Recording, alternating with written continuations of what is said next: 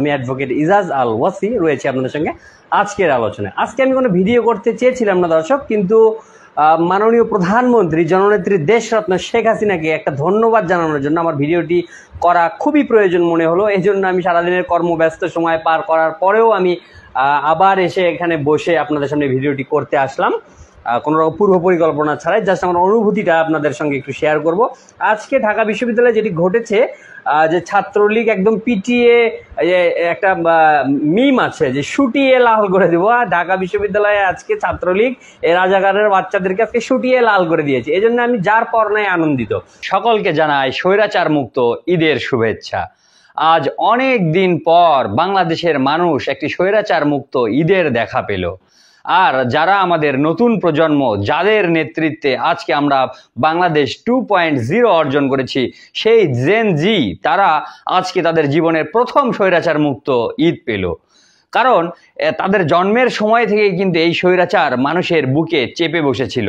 এই রাজাকারের বাচ্চারা এরা আজকে পেটের দায়ে, আজকে যখন ওদের চাকরির দরকার, সেই জন্য এরা আজকে মাঠে নেমেছে। মাঠে নেমে স্বাধীনতার বিপক্ষে, মুক্তিযুদ্ধের বিপক্ষে একটা অবস্থান গ্রহণ করেছে। মাননীয় প্রধানমন্ত্রী জননেত্রী দেশরত্ন শেখ হাসিনার বিপক্ষে অবস্থান করেছে, মানে অবস্থান নিয়েছে। তো তাদের এই যে হিপোক্রেসি, এই হিপোক্রেসির কারণেই তারা যে আজকে তাদেরকে যে শুটিয়ে লাল করা হলো, পিটিয়ে যে ফাটিয়ে দেওয়া হলো। এজন্য আমি জয় জয় ছাত্রলীগ গানটা যদি আমি লিরিকটা জানতাম তাহলে আমি আজকে গিয়েই শোনাতাম। আর মাননীয় প্রধানমন্ত্রীকে তো ধন্যবাদ, মানে অশেষ ধন্যবাদ। বাংলাদেশের এই বস্তা পচা রাজনৈতিক ট্র্যাডিশনকে উৎখাত করে বাংলাদেশে একটি নতুন রাজনৈতিক বন্দোবস্ত সৃষ্টি করার জন্য নাহিদ ইসলাম এবং আখতার হোসেনের নেতৃত্বে সারা বাংলাদেশে এনসিপির কর্মযজ্ঞ চলছে। নাহিদ ভাইয়ের সালাম নিন, আখতার ভাইয়ের সালাম নিন, এনসিপিতে যোগ দিন। তারই অংশ হিসেবে বগুড়া জেলা এনসিপির পক্ষ থেকে আপনাদের সকলকে জানাই ঈদের অনেক অনেক শুভেচ্ছা।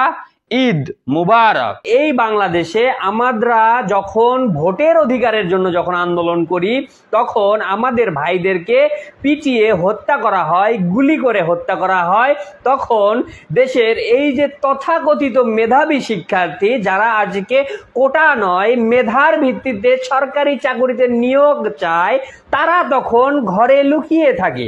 তারা তখন পাবজি খেলে, ফ্রি ফায়ার খেলে, গার্লফ্রেন্ডের সঙ্গে প্রেমালাপে মত্ত থাকে। কিন্তু দেশের যে এদিকে ধ্বংস হয়ে যাচ্ছে, সেদিকে তাদের কখনোই ভ্রুক্ষেপ থাকে না। দেশের যখন রিজার্ভ চুরি হয়ে যায়, দেশ থেকে যখন হাজার হাজার কোটি টাকা পাচার হয়ে যায়, তখন এই মেধাবী নামধারী তথাকথিত এই ভণ্ডরা তারা কিন্তু ঘুমিয়ে থাকে।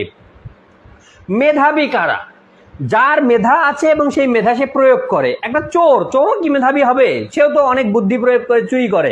তো এই যে যারা আজকে নিজেদেরকে মেধাবী দাবি করে সরকারি চাকরির দাবিদার হিসেবে বলছে, এরা কিন্তু দেশের জনগণের জন্য কিন্তু কিছু কখনো করেনি, কিছু কখনো করতে যায় না।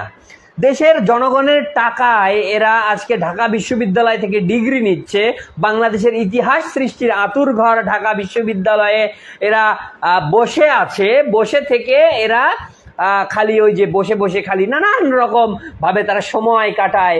তারা এই যে দেশে যে স্বৈরতন্ত্র চলছে, দেশে এই যে অন্যায়, এই যে অনাচার, দেশে আমরা এই যে তিস্তার পানি পেলাম না, ধরলাম যেটা খুব ছোট বিষয়, আমাদের যে স্বাধীনতা সার্বভৌমত্বের উপরে বারবার আঘাত আনা হচ্ছে, দেশের অর্থনীতির উপরে আঘাত আনা হচ্ছে, সারা দেশে কোনো গণতন্ত্র নেই, ভোটাধিকার নেই, আইন নেই, আইনের শাসন নেই, বিচার নেই, সারা দেশে মানুষ খুন হচ্ছে, গুম হচ্ছে, মানে মাৎস্য নেয়। আপনারা জানেন যে আমরা যখন যে আরবি বই, ইসলাম শিক্ষা বই পড়েছিলাম, তখন মানে আইয়ামে জাহেলিয়ার কথা পড়েছিলাম আমরা, যে মহানবী সাল্লাল্লাহু আলাইহি ওয়াসাল্লাম পৃথিবীতে আসার পূর্বে সেখানে আইয়ামে জাহেলিয়ার যে যুগ বিলং করছিল, সেই আইয়ামে জাহেলিয়াতের বর্ণনা দিতে বলা হচ্ছিল যে এটাকে মাৎস্য ন্যায় সমাজ ছিল। মাৎস্য ন্যায় কি?